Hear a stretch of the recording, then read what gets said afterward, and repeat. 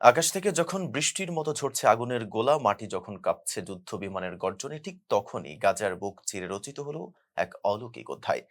মৃত্যু যেখানে নিত্যদিনের সঙ্গী, প্রতিটা নিঃশ্বাস যেখানে অনিশ্চিত, সেই নরকুণ্ডের মাঝেও জান্নাতের সুবাস ছড়িয়ে দিল ৫০০ ফিলিস্তিনি। দখলদার ইসরায়েলি বাহিনীর বর্বর আগ্রাসন, স্বজন হারানোর কান্না আর বাস্তুচ্যুত জীবনের হাহাকারের মাঝেই তারা বুকে ধারণ করেছেন পবিত্র আল কোরআন। গত বৃহস্পতিবার গাজা সিটির আল শাতি শরণার্থী শিবিরে অনুষ্ঠিত হলো এক অভূতপূর্ব সম্মাননা অনুষ্ঠান। কিন্তু এটি কোনো সাধারণ সংবর্ধনা ছিল না। এটি ছিল মৃত্যুর চোখে চোখ রেখে জীবনের জয়গান গাওয়ার অনুষ্ঠান। স্থানীয় ধর্মীয় ও সামাজিক প্রতিষ্ঠানের আয়োজনে যখন এই ৫০০ নতুন হাফেজ ও হাফেজাকে সম্মাননা জানানো হচ্ছিল, তখন উপস্থিত প্রতিটি মানুষের চোখে ছিল নোনা জল আর বুকে ছিল হিমালয় সমগর্ব। বারুদের গন্ধে মেশা পবিত্র তেলাওয়াত অনুষ্ঠান স্থলে যারা উপস্থিত ছিলেন, তাদের অনেকেরই ঘর বাড়ি মাটির সাথে মিশিয়ে দেওয়া হয়েছে। কেউ হারিয়েছেন বাবা, কেউ মা, আবার কেউ বা কোলের সন্তান। তবুও ধ্বংসস্তূপের উপর দাঁড়িয়ে যখন এই হাফেজরা সমস্বরে কোরআনের আয়াত তেলাওয়াত শুরু করেন, তখন মনে হচ্ছিল স্বয়ং আসমান থেকে প্রশান্তি নেমে এসেছে গাজার মাটিতে। তাদের কণ্ঠে ছিল না কোনো ভয়, ছিল না কোনো কম্পন, ছিল কেবল এক অবিচল ইমানি শক্তি, যা পৃথিবীর কোনো পারমাণবিক বোমা দিয়েও ধ্বংস করা সম্ভব নয়। মোমবাতির আলোয় মহাকাব্য রচনা, কিভাবে সম্ভব এই অসাধ্য সাধন? আয়োজকরা যখন সেই সংগ্রামের গল্প বলছিলেন, তখন স্তব্ধ হয়ে গিয়েছিল সবাই। এই ৫০০ হাফেজের কোরআন মুখস্থ করার যাত্রা কোনো শীতাতপ নিয়ন্ত্রিত কক্ষে বা আরামদায়ক মাদ্রাসায় হয়নি।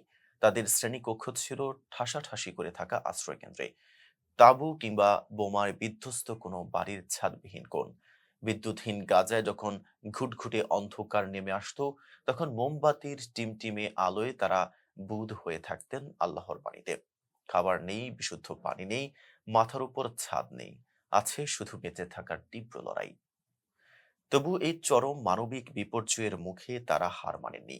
অভিভাবকরা অশ্রুসজল চোখে জানালেন, বাইরে যখন বিকট শব্দে বোমা পড়তো, আমাদের শিশুরা তখন ভয়ে কুঁকড়ে না গিয়ে আরো জোরে কোরআন পড়তো। কোরআনের আয়াতই ছিল তাদের একমাত্র আশ্রয়, একমাত্র সান্ত্বনা। অনুষ্ঠানের বক্তারা এই অর্জনকে কেবল ধর্মীয় সাফল্য হিসেবে দেখছেন না। তাদের মতে এটি ফিলিস্তিনিদের অস্তিত্ব রক্ষার এক সম্মিলিত প্রতিরোধ। ইসরায়েল যখন গাজার মানচিত্র, সংস্কৃতি এবং ভবিষ্যৎ প্রজন্মকে মুছে ফেলার ষড়যন্ত্রে লিপ্ত, তখন এই হাফেজরা তাদের হৃদয়ের সিন্ধুকে সংরক্ষণ করে রেখেছে নিজেদের পরিচয়। একজন আয়োজক আবেগ মথিত কণ্ঠে বলেন, তারা আমাদের স্কুল ভেঙে দিতে পারে, মসজিদ গুঁড়িয়ে দিতে পারে, আমাদের শরীর ক্ষতবিক্ষত করতে পারে, কিন্তু তারা কখনোই আমাদের বুক থেকে আল্লাহর কালাম মুছে ফেলতে পারবে না। এই ৫০০ হাফেজ সেই অজেয় ফিলিস্তিনের প্রতীক, যাদের হত্যা করা যায় কিন্তু পরাজিত করা যায় না। দীর্ঘদিনের অবরোধ আর একের পর এক সামরিক অভিযান গাজার অবকাঠামো ধ্বংস করেছে ঠিকই, কিন্তু গাজাবাসীর রুহানি শক্তিকে স্পর্শ করতে পারেনি। যুদ্ধের তাণ্ডবে বহু হেজখানা মাটির সাথে মিশে গেছে, কিন্তু তাতে থেমে থাকেনি শিক্ষা। স্বেচ্ছাসেবীরা ধ্বংসস্তূপের আড়ালে, তাঁবুর নিচে অনানুষ্ঠানিকভাবে চালু রেখেছে তাদের কার্যক্রম।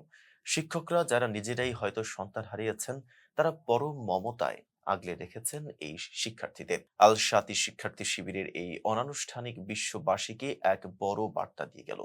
তা হলো, গাজার মানুষ শুধু লাশ হয়ে খবরে আসতে চায় না, তারা ধ্বংসের মাঝেও সৃষ্টি করতে জানে। এই ৫০০ হাফেজ ও হাফেজা আজ প্রমাণ করলেন, ইমানের আলো থাকলে অন্ধকারের শক্তি যত প্রবলই হোক না কেন, তা ভেদ করে ভোরের সূর্য উদিত হবেই। ইসরায়েলি বোমার শব্দ হয়তো ক্ষণিকের জন্য কান স্তব্ধ করে দেয়, কিন্তু এই ৫০০ হাফেজের কণ্ঠের তিলাওয়াত অনুরণিত হবে অনন্তকাল।